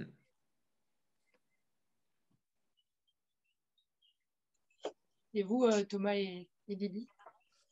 En Allemagne, il y a eu des voyageurs, mais là, c'est pas des anecdotes plus que ça. Ouais, c'était pas très funky. Les premiers, c'était des Français qui avaient vu ou non des chiroprateurs. Moi, je me souviens d'un mec qu'on a ajusté, un super type. C'était très sur le début du voyage, mais faut imaginer, ouais, Zivaldé, le chevelu avec une barbe de 40 cm de long qui te parle des trolls de sa forêt. Et voilà, lui, il est perdu au milieu des montagnes autrichiennes. Et le lendemain matin de l'ajustement, il arrive à 9h du mat, quelque chose comme ça. Lui, il était fermier, donc à 5h du mat, il était déjà debout pour traire les vaches, pour s'occuper de sa ferme, quoi. Ouais. Et à 9h du mat, genre, il nous regarde passer, il nous regarde pas, genre, hyper en colère avec une bière à la main. Et en fait, il n'a pas du tout apprécié l'ajustement sur le coup parce qu'il avait des réactions de porc. Parce que la chiro, tu peux avoir des réactions et parce que le corps, il a besoin de travailler à un moment donné. Et lui, pour le coup, son corps avait beaucoup besoin de travailler parce qu'il donnait tout le temps. Et ouais, il est passé Thomas de Zivaldé avec sa bière à 9h du mat et il nous a pas parlé pendant la demi-journée. Puis après, ça allait mieux. Voilà. Ça, c'était une bonne expérience. Mais après, il y a eu quoi, par exemple, quand on était en Autriche, on a eu un problème mécanique, le camion ne démarrait plus. Et donc, on s'est rendu dans un garage et le gars, il nous répare le camion. Donc, on a essayé de lui échanger de la chiro contre la réparation, une réduction. Donc, voilà, ajusté dans le garage, l'odeur de cambouis, etc. C'était top. Et donc, il était content. Après, il nous a emmenés dans un restaurant turc, parce qu'il était turc dans ce garage, donc dans un restaurant turc de la ville où il y avait ses potes, tout ça. Et donc, voilà, on a passé une soirée ensemble. À manger des mezzés, tous ensemble, c'était chouette. Ouais. Et il y en a plein. Ouais. Je pense que pour Pierre, ce sera plus exotique parce que du coup, il a pris l'avion direct et il est arrivé tout de suite dans un pays où tu es dépaysé, quoi. Du coup, c'est peut-être plus funky en premier patient. Eh bien, oui, non, parce que merci beaucoup pour la question, mais c'est vrai que parfois les questions, ça réveille des petites cases dans la tête. Et je pensais que ça serait au Sri Lanka, mais même pas. C'est dans l'aéroport juste avant d'embarquer. Je me rappelle, j'étais hyper stressé parce que j'avais peur que mes trucs ça passe pas en cabine, qui me pèse mon bagage et tout. Parce que mon bagage, c'était mon backpack et mon bagage en soute, c'était la table où j'essayais de mettre le plus de choses possible. Donc j'étais tout le temps dans la limite. Et là, j'ai entendu une femme parler, je crois, qui était hyper douloureuse. Je crois qu'elle avait une sciatique et hyper mal au dos. Et elle disait je vais avoir les vacances gâchées à son copain ou son mari. Et je lui ai parlé de la chiro. Je lui ai dit je suis chiro. Et justement, je l'ai ajusté sur les strapontins avant l'embarquement. Et elle était hyper contente. Et je me rappelle, je lui avais laissé un numéro, elle m'a envoyé un message pour me dire qu'elle avait passé des super vacances grâce à ça. Et sinon, je pense à un de mes premiers chauffeurs de tuk-tuk que j'ai ajusté sur le bord de la route avec la table une fois que j'étais arrivé. Et puis un prof d'anglais que j'ai rencontré dans un bus qui, lui, m'a amené dans sa famille et a ajusté d'autres profs et apprendre l'anglais à ses étudiants et surtout parler anglais avec ses étudiants parce qu'ils ne voyaient jamais d'étrangers. Et du coup, voilà, direct, c'est surtout celui-là le plus marquant, direct chez l'habitant, juste en parlant dans le bus. Mais ouais, non, il y en a des centaines et des centaines des souvenirs comme ça, mais c'est vrai que les petites questions comme ça peut en faire rappeler certains. Ouais. En tout cas, c'est bien parce que tu as sauvé les vacances d'une dame. Et voilà. Je pense qu'elle devait être bien heureuse. Ouais. C'est vrai que c'est difficile où qu'on soit de refuser une consulte quand on sait qu'on peut aider. Il faut prendre un peu de son temps ou refuser quelque chose, mais c'est difficile de dire non. Est-ce que tu aurais raté ton avion pour l'ajuster ou pas? Non, mais j'avais un peu peur de le rater. J'étais un peu dernière minute. Ça t'est déjà arrivé, toi, Alexandre, d'avoir comme ça un patient d'un coup sur le tas qui tu t'y attendais pas du tout et tu n'avais pas ça en tête d'ajuster quelqu'un à ce moment-là et que tu t'es retrouvé à ajuster? Sur la route, Ouais, je sais plus, je crois pas que j'ai sorti ma table. Si, peut-être une fois, mais je me souviens plus. Mais comme ma table était souvent cachée, euh, en fait, les gens, ils venaient me voir très facilement, mais plus pour parler voyage. Et c'est vrai que bon, il y a la fatigue aussi du vélo. Voilà, je parlais souvent de l'Akiro plus quand j'étais posé et que j'étais sûr de pouvoir faire ça dans de bonnes conditions parce que entre deux gros efforts sportifs, c'était un peu chaud. Mais non, ouais, du coup, j'ai pas sorti ma table comme ça.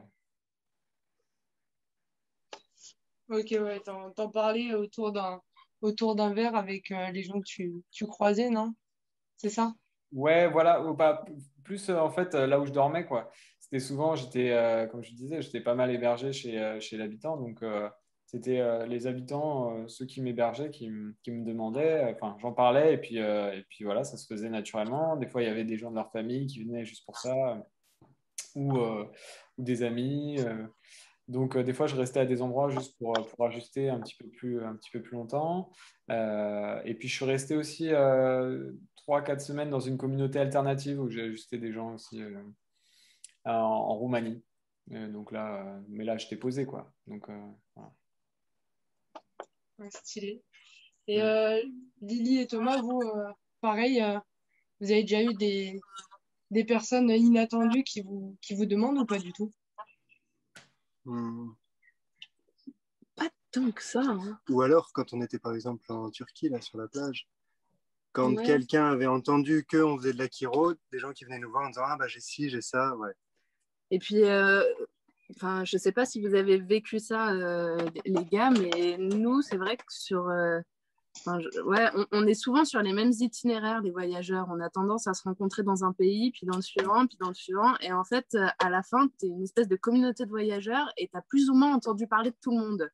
Parce qu'on a tous plus ou moins les mêmes itinéraires. Et c'est vrai qu'il y a des fois où on est arrivé, genre à Ah ouais, à Istanbul, sur un Istanbul. spot, et le mec, il nous dit ah, c'est vous les Coco Kiro, vous avez vos tables, faut que je me fasse ajuster. Tu vois, et nous, on savait pas du tout qui c'était. C'était bah, ok, d'accord, allons-y. Mais c'était Ouais.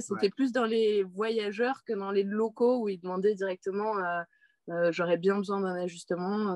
Voilà, c'est les voyageurs qui savaient ce que c'était que la chiropraxie et qui du coup demandaient comme ça des ajustements. Mais ouais, On pas rejoint plus. totalement là-dessus. Les rencontres farfelues ou même les amis. J'ai croisé mon voisin de palier dans une cascade aux Philippines, une cascade pas du tout connue.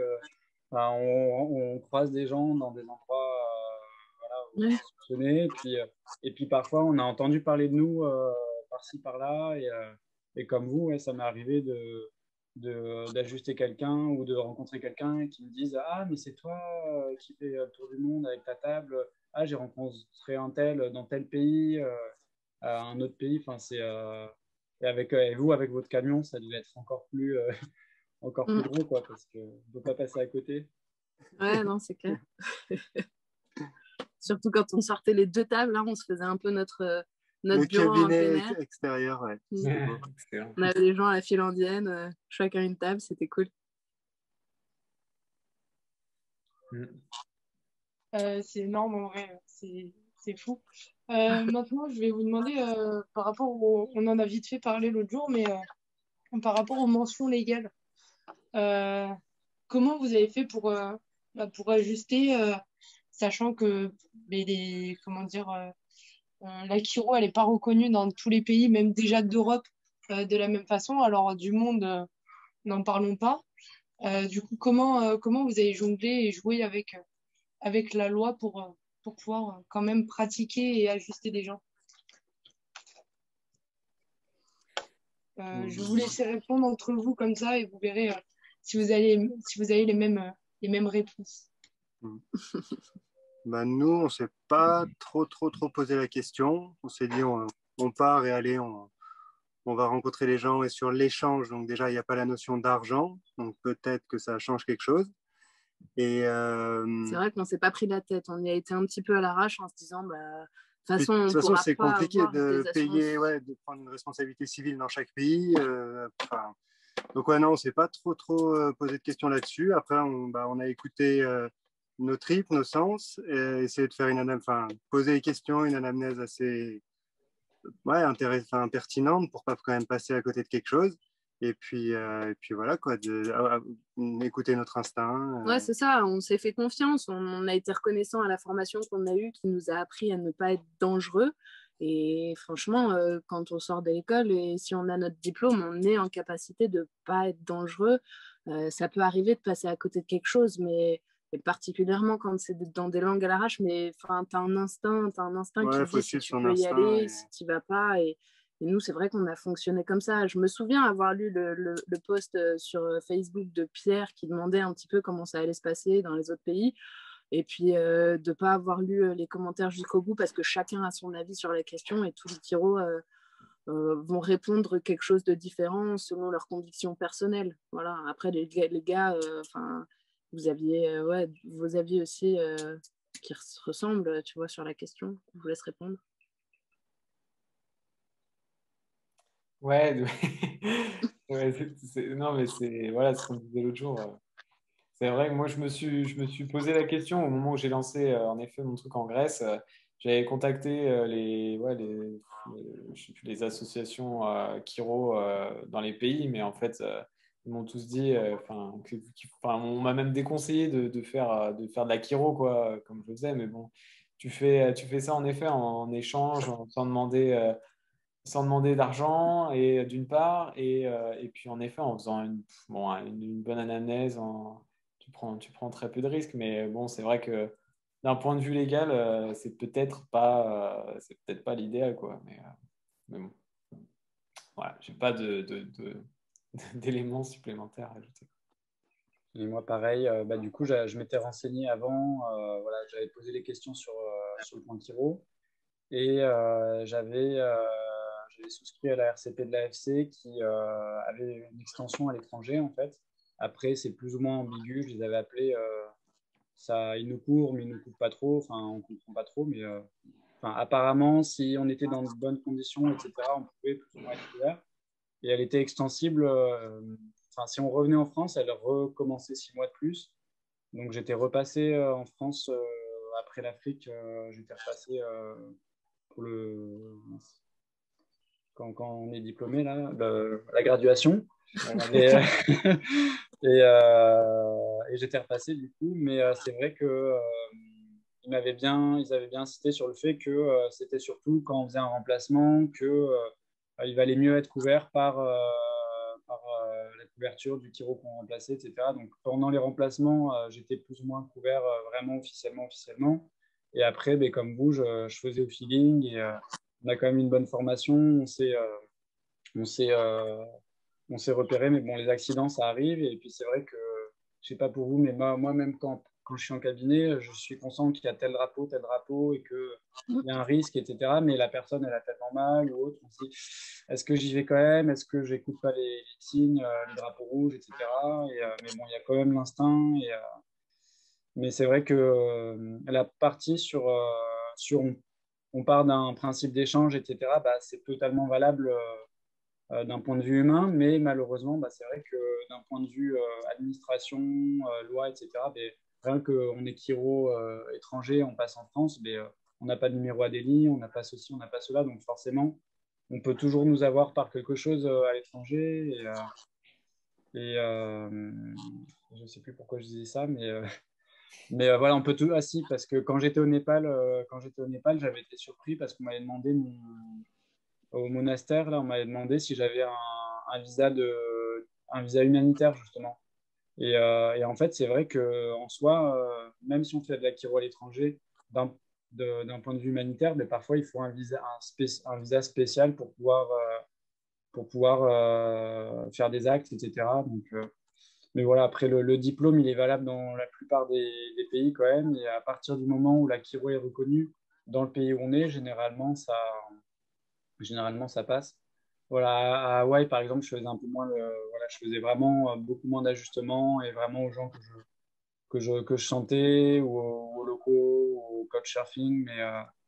Mais voilà, là-bas, j'ai bien fait attention parce que, par exemple, je sais que les Américains, c'est différent et voilà.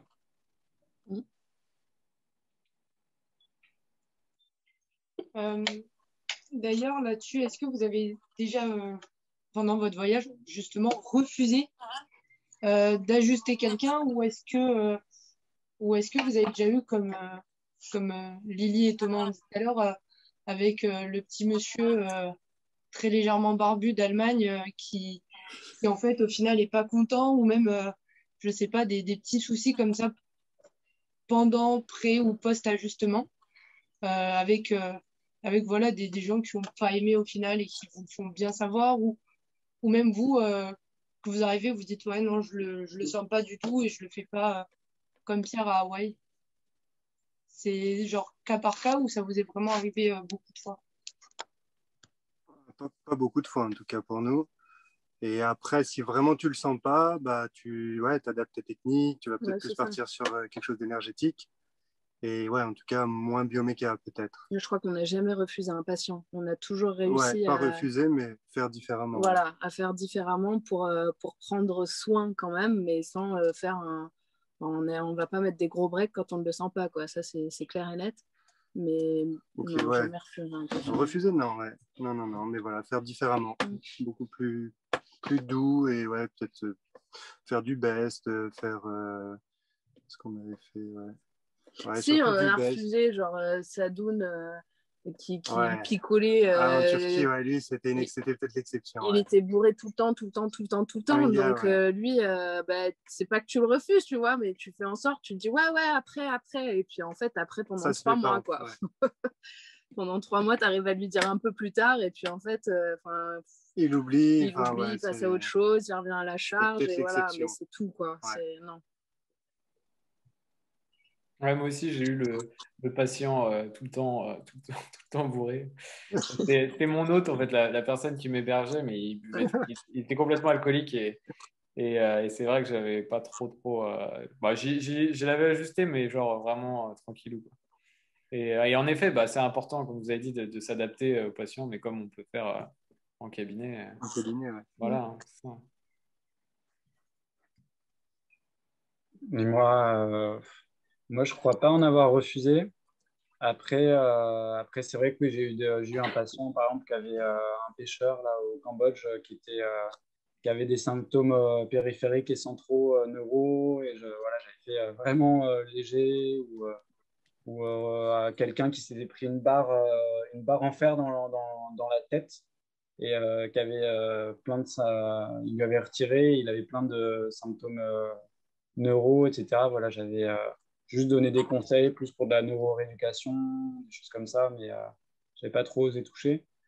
Et après, osé toucher, j'avais fait des choses, mais bon, je n'avais pas trop poussé. Et puis, non, comme ça, je vois pas. Peut-être la seule fois où j'ai fait une annonce sur un truc, c'était à Hawaï parce que tout coûtait cher et c'était compliqué C'était un peu plus méfiant que n'importe où ailleurs dans le monde. J'avais reçu des propositions un peu bizarres. Du coup, j'avais refusé des hébergements. Et sinon, non. Moi, ce qui m'est plus arrivé, c'est de stresser juste au moment de changer de pays ou de prendre l'avion ou de prendre le bus ou ceci ou cela parce que je devais faire une séance à un tel ou un tel et finalement, ça ne s'était pas présenté et de le faire au dernier moment et de partir un peu en courant. Je ne sais pas si ça vous est arrivé, mais... Nous, on avait le temps, en tout cas. Ouais, ouais, moi aussi. Moi, on me rattrape facilement quand je pars. Et nous aussi. Nous aussi. Même avec ton vélo, tu nous rattrapes. Ah ouais, carrément. 60 km/h, 70 maximum. Mais 12 dans les montées, quoi. Donc, voilà. Non, on se laisse rattraper facilement. Non, nous, on n'avait pas d'impératif de vol, de choses comme ça. Ouais, c'est ça. Ouais. Je ne sais pas si j'avais dit que c'était ma dernière question, mais du coup, j'en ai une dernière au final. Thomas, tu as parlé de technique chiro. Justement, est-ce que vous aviez, du fait de la légalité et de l'autre de la communication, est-ce que ça vous a permis d'aller plus justement développer votre tonne et et la chiro de manière énergétique ou ça vous a pas dérangé et que ça allait plus en bioméca? Nous, je dirais on a différentes cordes à nos arcs et déjà, nous, on est différents, on est deux chiropracteurs très différents l'un de l'autre. Toi, tu vas être pas mal dans la bioméca quand même. Ouais. C'est bien ton domaine et tu l'apprécies comme ça. Ouais. Moi, c'est vrai que j'aime bien y aller à l'instinct et sortir différents trucs de ma palette qui sont pas forcément des trucs que j'ai appris partout en séminaire ou des choses comme ça, mais j'y vais beaucoup à l'instinct. Et en fonction du patient que je vais avoir en face de moi, je vais essayer de faire un truc que je m'imaginais pas forcément faire. C'est pas des techniques, je sais pas. Un gamin, par exemple, qui était pas bien du tout au niveau émotionnel, qui était ultra perturbé, je sentais bien qu'on pouvait faire un petit peu de bioméca. Tous les jours, il me disait « Ah, j'ai mal là, ah, j'ai mal là, j'ai mal là ». C'était un enfant de voyageur et du coup, on a passé pas mal de temps ensemble sur une plage et une fois qu'il a compris ce que c'était que la chiro, et en plus, il a adoré ça, il avait envie de devenir chiropracteur, voilà. Mais du coup, tous les jours, il venait avec une problématique et il y avait quand même une grosse part d'émotionnel en lui.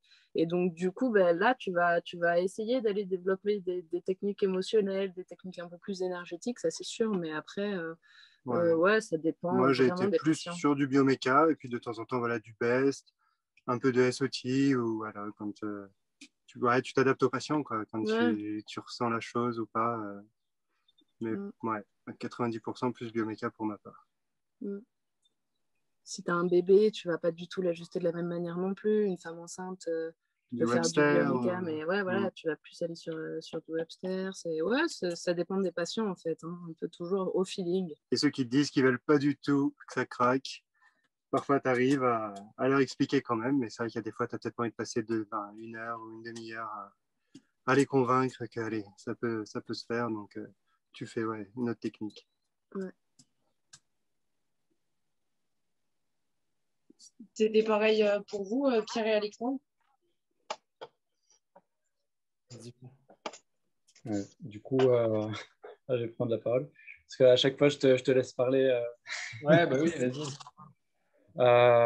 Mais du coup, pour moi, c'était un peu pareil. Ouais, j'avais un peu tout le panel de l'IFEC, plus les autres séminaires que j'avais fait à côté. Après, c'est vrai que l'énergétique, j'avais pas trop encore de cordes à mon arc. Et après, je mérite encore de pas mal développer ça. Mais moi, ça m'a surtout, voilà, je faisais en fonction du patient. Et puis, c'est vrai que ça m'a plus permis d'aller voir en fait, ce qui se faisait ailleurs dans le monde. J'allais voir des chamans, je me faisais masser par la masseuse du coin ou le rebouteux ou ceci ou cela. Enfin, je plus voir un peu ce qui se faisait ailleurs et de me dire, OK, que ça fasse des petites étincelles dans ma tête, de penser à des choses. Après, c'est pas forcément applicable. Par exemple, les chamans, on n'a pas les mêmes plantes qu'eux. J'allais dans la forêt, ils montraient leurs plantes, etc. On n'a pas tout ça ici. Mais plus, voilà, un petit éveil spirituel et ce sens aussi du fait qu'on ne peut pas communiquer aussi bien, mais de plus ressentir les choses et de plus avoir un contact humain, mais qui passe à travers voilà, le ressenti, le visage, ce que dit la personne, et plus justement une écoute, même si ce n'était pas forcément verbal. Et moi, ça m'a surtout permis de développer tout ça, je pense. C'est pas pour toi, Alex? Ouais, bah pour moi, enfin voilà, pas de technique particulière, on va dire. Voilà, pareil, en étant sorti de l'IFEC, plutôt bioméca. Puis j'avais fait quelques séminaires à droite à gauche, notamment Eke. Bon, je n'ai pas trop utilisé à ce moment-là. Ouais, donc c'était. Après, des fois, il suffit aussi, enfin, pour certaines personnes, c'est juste des fois juste le toucher, le contact, vraiment essayer de chercher voilà, ce qui peut gêner le corps, mais enfin, on peut utiliser plein de techniques. Il suffit en effet d'écouter un peu son instinct et sa sensibilité pour parfois répondre à certaines problématiques pour chez certaines personnes. Après, voilà, encore une fois, ça dépend de chaque cas, tout est différent. Mais ouais. Voilà. Et puis c'est vrai que c'est pas évident parfois d'utiliser certaines techniques, surtout quand ça parle pas la langue. Bah oui. Par exemple, utiliser Eke, mais, rien que le fait de résister ou pousser, mais, déjà en Ah, c'est cabinet chaud. parfois c'est compliqué pour certaines personnes et là c'est juste c'est juste hyper compliqué. Je sais pas si ça vous l'avez fait avec Cœur d'Afrique, mais c'est pas évident et en plus quand tu rajoutes plein d'autres paramètres et tout, souvent c'est ouais, quand il y a une action que le patient doit faire, ça devient un peu plus compliqué tout de suite. Ouais, c'est clair, c'est plus chaud en fait. C'est pour ça, moi je faisais ouais, plus confiance en mes doigts, en ma sensibilité. Et puis voilà, je pense que c'est comme ça aussi que c'est une forme de communication finalement, le toucher. Et c'est comme ça qu'on comprend des choses, nous en tant que chiro. Alors franchement, ça donne envie, hein. Moi perso, vous m'avez fait rêver là. Et Ah, ça me conforte dans mes idées de vouloir voyager. Tant mieux. Trop Et, cool. et je vais laisser la parole aux autres étudiants qui ont des questions. Je vous laisse, les moins timides, je vous laisse poser vos questions. Et pour les plus timides, vous pouvez m'écrire la question en privé et puis je leur poserai, il n'y a pas de souci. Voilà. Qui est-ce qui a une question?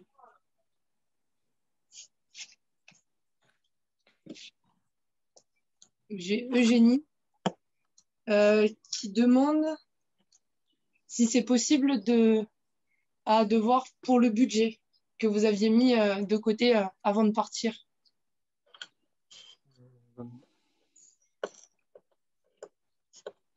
Nous, pour le van, on a dû être aux alentours des 12 000 euros. Ouais, on l'a acheté 8 Tout 000 à fait. euros, plus après l'aménagement, bon, ouais, on a dû monter à 12 000 euros. Et après, globalement, à 1 000 euros par mois, on s'en sortait à 2, à 3 avec le chien. Et on a voyagé depuis le confinement, Ouais, sur 1 an et demi. Quelque chose comme un an ça. et demi, ouais, peut-être 25 000, avec Ouais. le camion compris. Après, 25 ça 000 dépend euros. des pays. Un budget, c'est difficile à établir.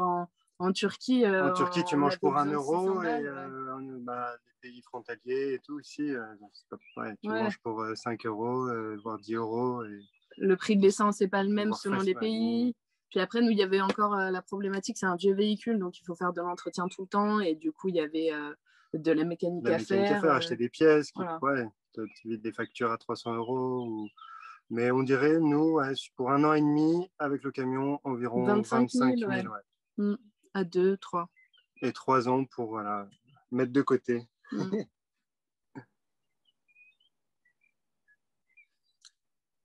Dirais, À vous. Ouais. Bah, moi, j'en ai eu. Bah, j'ai vendu ma voiture avant de partir. Donc, ça m'a fait 3 000 euros, je crois, un peu moins de 3 000 euros. Donc, avec ça, j'ai pu m'acheter tout le matos, mon vélo et plus toutes mes sacoches. Et en gros, mon voyage pendant 9 mois, 9-10 mois, ça m'a coûté, je crois que c'était autour de 4 000 euros. J'étais à peu près autour des 300-400 euros par mois. Et puis après, le reste, c'était voilà, tous les à côté, quelques réparations de vélo et puis d'autres choses, mais quelques auberges de jeunesse, mais c'était vraiment pas très cher. Ouais, voilà, globalement, ça m'a pas coûté trop cher.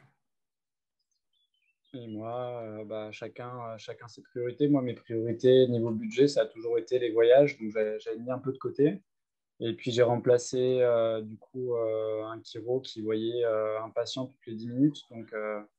Donc ça m'a permis pendant 1 mois et demi, donc ça m'a permis de mettre un bon petit pactole de côté. Et au final, ben, j'étais parti avec un budget d'un prix de camion 12 000 euros pour 1 an et j'ai tenu 2 ans avec.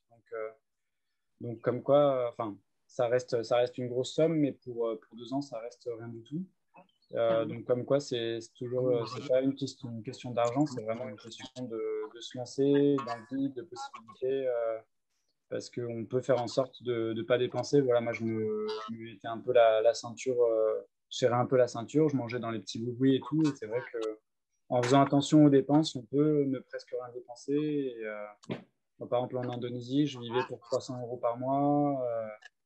Et Donc voilà, en économisant, en travaillant ou en faisant un petit emprunt, on peut vite. Enfin, un emprunt, c'est plus compliqué parce qu'il faut le rembourser au fur et à mesure, mais en économisant, on peut vraiment arriver très facilement à partir. Et en plus, je suis rentré avec un petit peu plus, avec un peu de marge. Donc, après, j'ai eu les 3 remplacements qui m'ont pas rapporté beaucoup, mais qui m'ont rapporté un petit peu pour compléter. Mais, euh, mais voilà, il n'y a pas besoin de gros budget. Et je rajouterais même que nous, on a rencontré un voyageur en Roumanie, un Français, ça fait 12 ans qu'il voyage en stop.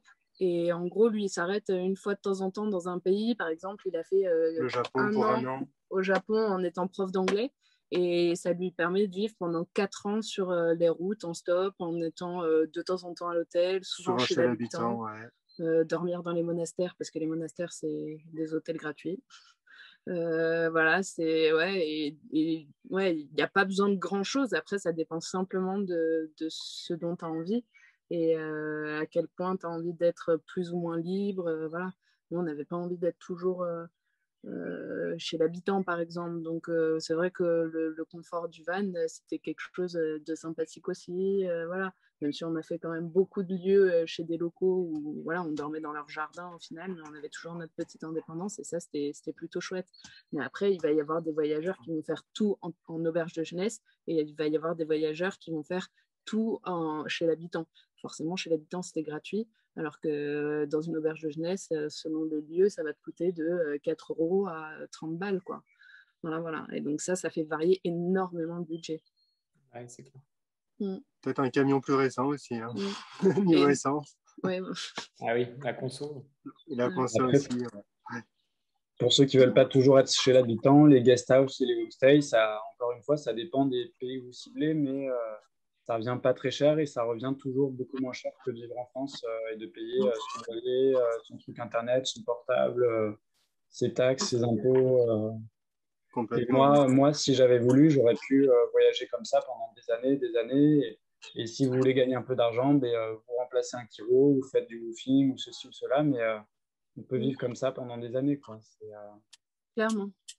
Ah, c'est ça, même le woofing. Hein. Le woofing, tu peux te poser un mois, tu fais 4 heures, enfin 3 heures, 4 heures, ça dépend vraiment de travail chez la personne. Et puis là, tu peux. T'es nourri, logé, logé, ouais. Tu restes ton après-midi pour visiter aux alentours, quoi. Donc là, ça coûte pas grand-chose. Ouais, c'est ça. Parfois, quand on rentre, on se dit pas pourquoi je suis rentré, mais je repartirais bien, pourquoi j'ai pas continué.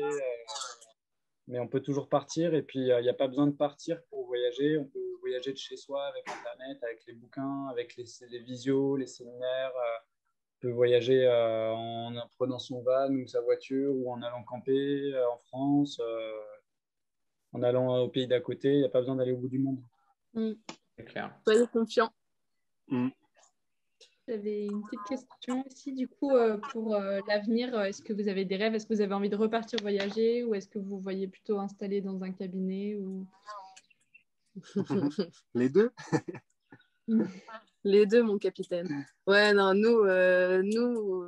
S'installer, là, on est sur Fort-Calquier, on aimerait bien quand même s'installer dans le coin. Et puis, bah, mine de rien, Lily enceinte, on a vu tellement de voyageurs aussi avec des enfants. Et quand on voit l'épanouissement de tous ces petits bouts de chou, on se dit, ouais, ça a l'air quand même sympa. Ouais. Donc, revoyager aussi. On sait pas si c'est faisable et voilà, et tant que tu l'as pas fait, tu sais pas que c'est faisable. Mais l'idéal, ce serait là de bosser pendant 5 ans, de mettre un peu d'argent de côté et puis dans 5 ans, de trouver un couple sorti d'école qui a envie de tenir un cabinet pendant 6 mois et puis on leur laisse les clés. Nous, on part voyager pendant 6 mois en famille et puis on revient et on récupère le cabinet dans l'état dans lequel il sera, peut-être très bien, peut-être moins bien, on verra bien et puis continuer comme ça. Mais après, c'est sûr que des rêves, il y en a beaucoup. Et c'est bien. Vous aimeriez repartir en van ou et dans des pays en particulier ou vous verrez bien? Ah ouais, on se laisse ouvert à tout. C'est vrai qu'en van, c'est ouais. En van, c'est cool. En bateau, ça doit être trop bien aussi. Tout est cool.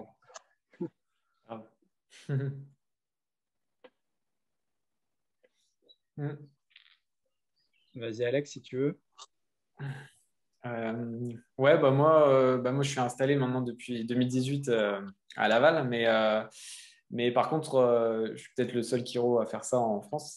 Je me déplace à domicile à vélo pour faire des consultations que je fais encore. J'en fais moins maintenant parce que je travaille dans deux cabinets, voilà aussi. Et sinon, moi, le voyage, ça fait partie intégrante de ma vie de toute façon. Donc, que ce soit enfin, le voyage à vélo en grande partie, parce que maintenant j'essaye toujours de caler une petite semaine de voyage à vélo par an avec ma compagne. Du coup, on a un tandem, on fait des voyages en tandem. Et puis sinon, partout en France, quoi. Comme tu dis, Pierre, hein, la France, franchement, on a un pays de feu, quoi. On peut aller dans n'importe quel endroit, on trouvera des trucs mais magnifiques à faire. Pour voyager, c'est vraiment, je crois que c'est un pays qui est assez extraordinaire, quoi. Exactement. Ouais. Et puis moi, pareil, commencer un cabinet. Après, au début, on met pas mal d'énergie. Donc, d'un autre côté, ça a permis le fait que tout se passe bien, mais ça a permis de ne pas avoir de choc de retour parce que je suis passé de tour du monde à cabinet direct. Et donc ça, c'était un avantage, le temps de ne pas se poser de questions. Et puis après, c'est vrai que, comme vous, Lily et Tom, l'envie de partir, que ce soit 6 mois ou un an ou quelques mois, et de se faire remplacer. Et peu importe l'état dans lequel le cabinet est au retour, voilà, c'est la vie. Il ne faut pas s'empêcher de vivre parce qu'on a des peurs. Il faut que les peurs elles soient constructives pour sa santé et pour celle des autres. Mais voilà, faut pas s'empêcher de vivre et il faut foncer. Et puis, comme tu dis, moi, pareil, le voyage, il est un peu dans le sang. Et là, je rentre de montagne, je me mets des absences quand je veux. Enfin, on est quand même hyper libre en tant que chiro. Et C'est clair. voilà, je continue la chiro en voyage. Là, je suis parti aux Canaries cet hiver, malgré le Covid. Et quand même ajusté pour dépanner les gens. Enfin, voilà, on peut continuer à voyager un peu comme on faisait avant, sur place ou ailleurs. Et puis on trouvera toujours le moyen de partir. Et pour le coup, en van, par exemple l'Amérique du Sud en van, ça me tente bien, un peu comme vous en Europe. Grave. Ouais. Et j'en profite au passage, j'avais une idée pendant mon tour du monde, et moi je ne la ferai pas, mais si ça peut servir à quelqu'un et à tous d'ailleurs, j'avais eu l'idée que ce serait super que certains chiros, par exemple, créent des centres chiro là où ils voyagent et là où ils voient qu'il y a la nécessité d'avoir un centre.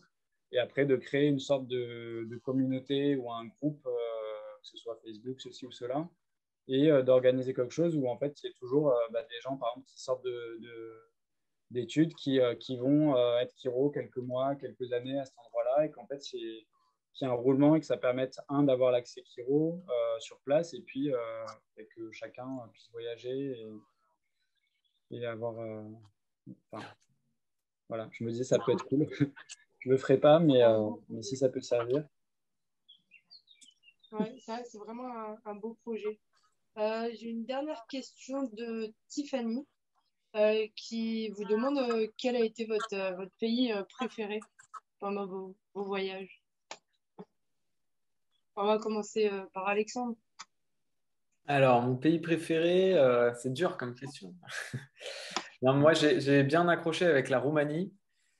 Pour plein de raisons différentes, mais je me suis vraiment senti bien dans ce pays. Et on a un faux a priori en France sur la Roumanie avec les Roms, etc. Mais en fait, les gens sont vraiment super gentils là-bas. Et il y a vraiment des paysages aussi vraiment top, quoi. Il y a une chaîne de montagnes qui s'appelle les Carpates, je sais pas si ça parle à certains, mais il y a vraiment des routes magnifiques, enfin, surtout à vélo, du coup, moi, j'ai bien kiffé.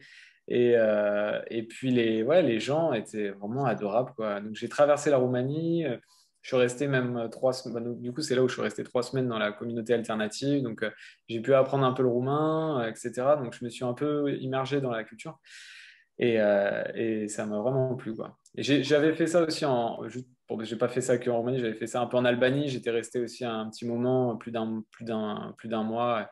J'avais bien kiffé aussi et la Turquie aussi, je pense que ça fait partie des pays qui m'ont le plus plu, quoi. Mm. Voilà. Nous, je crois qu'on est sur les mêmes. Hein. Ouais, copier-coller. Ah ouais. Turquie peut-être en premier, Roumanie et après Albanie. Ouais. Ah, Et excellent. voilà, entre les gens, ouais, c'était vraiment des belles destinations. Les paysages, les gens, Peut-être la Turquie, c'est là où on a fait le plus de Kiro. Et puis les expériences qu'on y a vécues étaient juste dingues. Bah, moi déjà, je suis tombée enceinte là-bas. On y a passé 3 mois. On a créé une communauté de voyageurs sur une plage comme ça. On était une trentaine, ouais, c'était top. Ouais. Où mes parents nous ont rejoints et où il y avait tous les corps de métier, du boulanger à tout, quoi, au mécano. Chacun avait sa valeur et chacun, c'était vraiment que de l'échange. Ouais. Et puis l'Albanie, c'est pas prise de tête, quoi. C'est simple, c'est facile. Là, t'es en plein Covid, tous les pays du monde sont confinés, et puis bah, t'as l'Albanie qui est là, et ils portent pas de masque, même pas dans les magasins, et c'est cool. Ah ouais. Voilà, du coup, ouais, c'est facile, les gens sont chouettes, les paysages sont magnifiques, comme la Roumanie, quoi. Et Roumanie, ouais, magnifique. La Roumanie est un exemple aussi de à quel point les gens sont chouettes. On avait tout le temps des galères avec la batterie de notre véhicule. Et du coup, on se garait toujours en pente pour être sûr de repartir. Et un jour, on se gare devant une maison de village, une petite maison. Ouais. C'était la seule place en pente. Et le mec, nous, on sort pour aller promener le chien, lui faire un petit pipi en voulant tracer ensuite. Et le mec, il sort, ah, il est beau votre camion, machin. Je dis, ah ouais, il est beau, mais il nous donne du fil à retordre, quoi. Et, mais qu'est-ce qu'il a? Et là, il nous a sorti tous ses outils, tout, et il nous a réparé tout ça en 2 secondes. Et on a passé 4 jours. 4-5 jours, parce que ouais, bonne ambiance. À rester avec leur famille, à faire des soirées en roumain. Des soirées en roumain à 4, à mettre la musique à fond. Sous la boule disco. Non, des bons souvenirs, ouais. Ouais, c'était les pays faciles, donc tout comme Alex. Énorme. Ouais. Question difficile parce que moi j'ai aimé tous les pays où j'ai été. J'aurais été prêt à m'installer dans chacun des pays. Enfin, je m'y voyais bien vivre, spécialement à Tahiti et merde, pardon. C'était aux Philippines aussi où je me disais j'ouvrirais bien mon cabinet sur cette petite île et puis quitte à que justement il y ait d'autres Kiro qui prennent le relais plus tard ou faire 6 mois mais voilà, j'ai été bien partout. Et après, un petit coup de cœur quand même pour l'Indonésie et puis pour la Colombie. Voilà, la Colombie, moi j'ai de la famille là-bas, mais j'étais jamais allé. Et quand je suis arrivé là-bas, je me suis dit, mais comment j'ai pu attendre 27 ans et jamais mettre les pieds en Colombie ou en Amérique du Sud? Et voilà, la chaleurosité des gens, voilà, il y a des cultures différentes d'un village à un autre, c'est pas les mêmes danses, les mêmes accents, c'est un peu comme la France à la latino. Et j'étais hyper bien là-bas. Mais ouais, c'est une question difficile. Et puis après, voilà, on peut être bien là où qu'on soit. C'est une question d'attitude et d'esprit. Quoi qu'il se passe dans la vie. Voilà, le bonheur, c'est un choix et il y a plein d'éléments qui vont contribuer à que ce soit plus facile, mais on peut être heureux là où qu'on soit et voilà, il faut juste positiver et suivre ses rêves, suivre ses envies et puis se forger son propre opinion et voilà, que ce soit en voyageant ou en restant chez soi et en allant camper à côté. Voilà, pas besoin de bouger, mais si vous bougez, c'est cool aussi. Mais en vrai, sincèrement, merci beaucoup parce que là, je pense que vous avez donné envie de voyager à plein de gens et puis vous nous avez déjà fait voyager, je pense, à travers vos anecdotes, vos expériences et vos histoires. Et vraiment, merci du fond du cœur. Je vais devoir mettre un terme à cette belle conférence. Voilà, je ne sais pas si vous avez un dernier mot pour les étudiants qui hésitent à partir, voyager. Voilà, peut-être juste un mot pour les motiver et les encourager.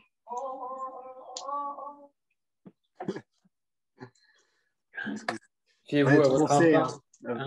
Vas-y, Alex, vas-y. Fiez-vous à votre instinct et croyez en vos rêves. Voilà, juste ça. Ouais, foncez, n'écoutez pas tout ce qu'on peut vous dire, toutes les peurs des autres. Écoutez-vous, croyez en vous et ça roule direct. Soyez heureux. Ouais. Ouais. Moi, je vous rejoins totalement.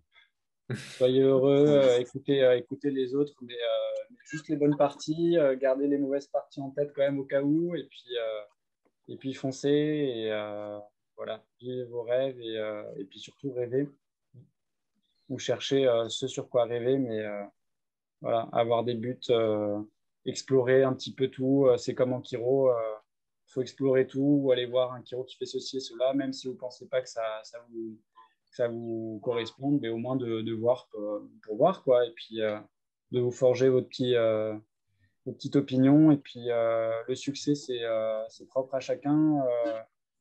C'est pas il faut voir tant de patients par jour, ou il faut passer tant de temps avec chaque patient, ou votre succès, il est propre à vous, et il y a autant de chiro que de chiropracteurs, chiropractrices maintenant, et voilà, chacun est unique. Et surtout, vous avez le plus beau métier du monde pour faire ce que vous avez envie de faire, en fait. Enfin, avec la chiro, c'est facile. Donc, croyez en vous, finissez l'école. C'est peut-être le plus compliqué dans cette histoire. Enfin, ça a été le plus compliqué pour moi, mais purée que c'est bien, quoi. Mais merci beaucoup, vraiment. On va retenir ces mots. Soyez heureux et croyez tous en vous. Et merci à vous quatre d'avoir fait cette super belle conférence. On se revoit bientôt pour de nouvelles conférences, les autres. Et merci d'être restés jusqu'au bout. Merci beaucoup. Merci de nous avoir reçus. Merci. Ouais, Merci beaucoup à vous. Merci. C'est super intéressant. Merci. Merci beaucoup. Merci. Prenez soin de vous.